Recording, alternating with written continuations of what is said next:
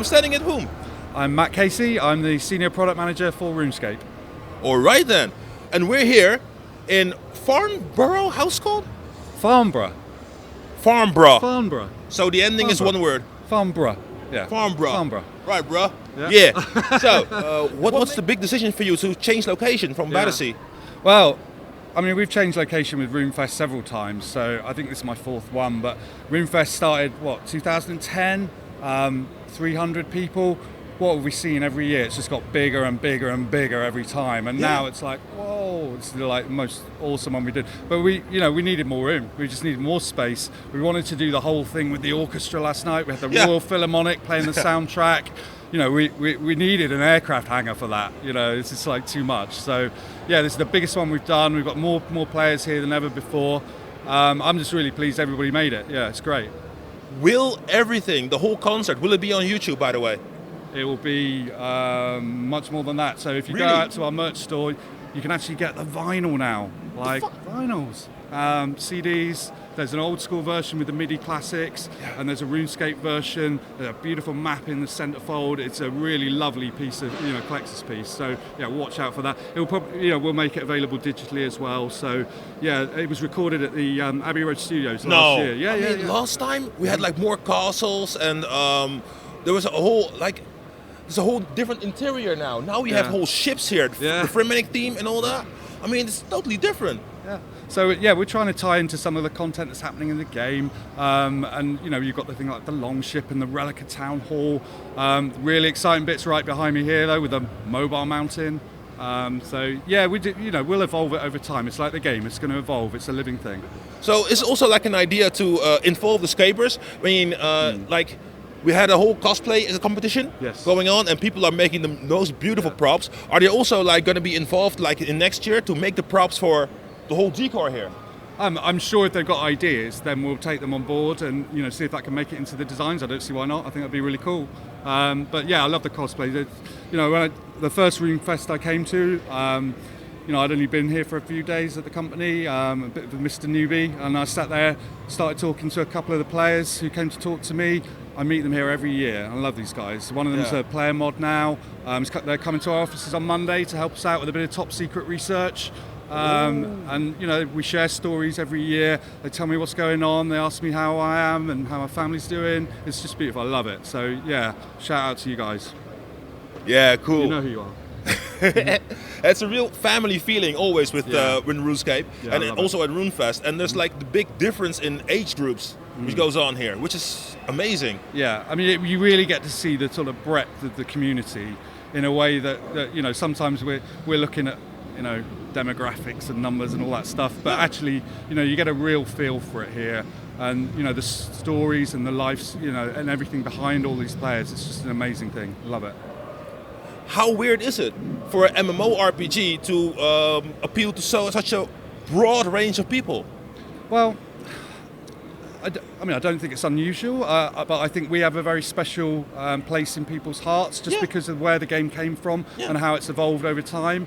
A lot of people started, back when they were quite young, maybe at college or at school, but then it's sort of grown out from there, and now it's sort of impacting people's lives on so many different levels, from so many different sort of backgrounds, and I think really for us it's about how do we move with that change? How do we follow our players to what they're doing now? How's their time looking now to how it was 10 years ago? Probably very different. They're going to have different lifestyles. They're going to be different jobs, different family setup, and this is why we're doing things like bringing the game to mobile, so that we can keep the game really close to the players and just keep that bond with them. So when do you think it's going to be the first ban on RuneScape in certain areas? People shouldn't be taking phones into the classroom these days. It's not really, it's not really where you should be using your phone. So we wouldn't encourage that. I also wouldn't recommend playing RuneScape while you're driving, because it's pretty easy to do that. So let's not do any of that. The thing is, some mods have already confided in me, and they were claiming they were playing RuneScape Mobile during your meetings. Well, I think that's allowed. I don't think I'd tell somebody off if they're doing a bit of fishing while I'm doing my PowerPoints. Oh, that's cool. That's cool. This year we've made a real effort to be more solid with the promises we're making. So this RuneFest and the stuff we're revealing today, we really wanted to focus it on the stuff that is 100% definitely coming. We've tripped over ourselves in the past by looking too far ahead, over-promising on some stuff that we either couldn't get to in time, or it's too far away, or it just wasn't tangible enough. So this time there's been a real concerted effort to just focus in on the stuff that we definitely know is happening. And that's why you'll see that in the reveals today. We've got some very specific bits of content we're going to call out, but it's a really exciting time. We've got a great new quest coming called the Needle Skips, which came out of an idea from, you heard of this one, from the Game Jam last year. This is a really unique kind of RuneScape-y twist on a quest. It plays out kind of a bit like a murder mystery where you solve clues to unravel the story. And it plays out, it's taken inspiration from games like Her Story and even things like Scribblenauts, and you're kind of entering terms into this kind of search engine that then unlocks chapters of the story as you solve clues. It's really cool. It's fully voice acted throughout, and probably the most beautiful bit of music I've heard in RuneScape. It's a stunning bit of piano music done by the guys in our audio department. You probably heard some of it last night in the concert. Actually beautiful. Yeah, absolutely beautiful. There's a quest starting, Till Death Do Us Part. Did I tell you about that one? I didn't, did I? Okay. No, you didn't tell me about that. But it's about the Riders of the Apocalypse? It is. So this is our Halloween update. So this is happening, this is starting next week. This is a month-long world event. Yeah. So we haven't had one of these for 2 years. So I think it was 2016, the last one. So this is a really, a big event. We've got new kind of villains and bosses and enemies to fight. They're all spawning out of this rift in the ground in Draenor, and it's a really awesome event. You come and play it, push those monsters back. You're fighting every day, unlocking new rewards, and it all each week we're releasing one of the new villains, the Riders of the Apocalypse, and it all culminates. They're villains? Well, they're not good. They're pretty bad looking guys. So you've got you've got death, you've got famine, you've got pestilence, you've got the other one. It's it's going to be cool. More. Yeah. So I'm a bit confused now because I met Death a couple of times. Yeah. He was kind of nice. Yeah, he might be a bit different this time. You'll see. Why? Maybe he's angry. I don't know. You'll see. You'll see. But it's really cool. So it all sort of climaxes at Halloween. So, but rather than just the thing we normally do where we start something on Halloween, this will run all the way up to Halloween and climax then. So yeah, really cool. If there are the Riders of the Apocalypse, this alludes to an apocalypse. Like I said, it's a big event. You'll have to see. Is this the end of Gielinor? The end of Gielinor? Gielinor never going to end, man. I have to ask. RuneScape's going to be here, it's going to be here for a long, long time. Don't you worry. Last night we were at the concert, and they were talking about merged worlds. I repeat again, merged worlds. Are we going to have a merge like I have my old school character walking into RuneScape 3? I don't think so. What we're talking about there is the communities and their bond between each other. So it's kind of a little bit, I thought it was a beautiful piece, really well written to explore, the relationship between these communities. So yeah, I loved it. We're all coming from the same place, right? Yeah. It's the same, started out in the same game. Of course, it goes in different directions. And I love the fact that there's different flavours for different people. If you prefer that kind of, if you want it in the retro style or you want the PvP or whatever it is, then we've got something for you. If you want something, that's going to modernise and become more like a progressive version of the game, then we've got RuneScape. So yeah, I think we're trying to cater for the whole community, and it is one big community. And there we are. But yeah, and then we've got loads of other stuff happening as well. So. As you see behind me, very Christmassy, very festive. So we've got our Christmas quest coming out this year, and rather than do the usual kind of seasonal stuff that we've done that's temporary, we've gone for a full permanent quest in the game this year. which is going to be themed around, like you see, less the kind of Santas and elves, but more winter theme. It's a beautiful story about a little child who believes she's a baby Yeti grown up in a family of Yetis. And you have to take her on a journey, get her from A to B, solving problems to get her to complete her kind of her journey.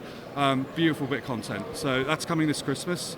And then we've got the concluding part of our Elite Dungeon series, so the trilogy of Elite Dungeons. That's happening in the early part of next year.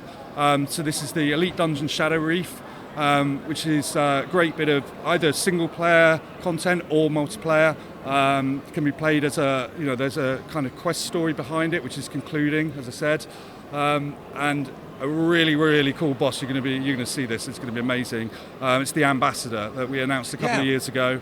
Finally made it into the game and just looks stunning. So that's going to be really cool. And then we've got the mining and smithing beta. It's going to be, it's in beta at the moment. The mining and smithing full rework happening, first update of the year in January 2019.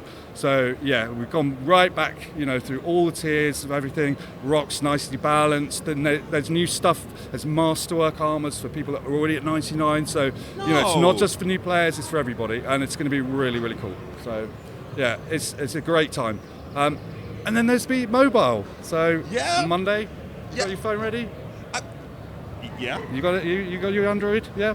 So basically, as of Monday, you'll be able to download the beta of RuneScape on mobile. So similar pattern to... You mean RuneScape 3? RuneScape, yeah. Not old school, RuneScape. So similar to the pattern that we had with old school, we've done some small scale tests. We're now moving to a wider beta that's starting on Monday. And you can see where we've got to with it. So we talked last year about how real challenge with condensing everything down into mobile, but still keep the whole game, keep that fully interoperable cross-platform play. So you've got the whole RuneScape experience on the go. So this is now it's in players' hands on Android, and it's about really getting the information we need to fine-tune that interface and all those complex controls that have all got to work. So we're just getting that last bit of the puzzle ready, and then we can go out to the full launch. How can you maximize your odds of getting into the beta? Just be ready. Okay. Yeah. Okay. Yeah, okay. Because it's all through the Google Play Store, so we don't have any influence over who gets access. It's just straight first come, first served. Yeah. Once we've got the feedback from this beta, we'll have a really clear idea of the work that's left to do. But you have to get that feedback first. Because it's a case of, is everything working? We're happy with it. We want it to be the best it can be. And if that means players want us to change things, it depends what they want us to change. So we're going to get all of that together from the beta. This is why we're doing it. We'll make sure it's ready, it's working the way people want it to work, and then we'll go. And you have changed the interface in a dramatic way, of course, for old school. And now you can do anything just with your hands, touchscreen, everything. All right? Cool. Now, the logical step for the gamers would be to put old school RuneScape also on console. That's a really cool idea. Yeah. We'll have to see how it's. I think there's challenges with control systems for consoles. So, it's a similar problem. But I would love to see that. I'd love to see that as well, and not just old school, both. So. Thank you. So, it's actually in the works. You're thinking about it. Well, I think about it a lot all the time. I didn't say it was in the works, but never say never. All right. Thanks, John. Thanks a lot. Pleasure. My pleasure. As always. Thank you. I love it when you talk so much. Yeah. Thanks, man.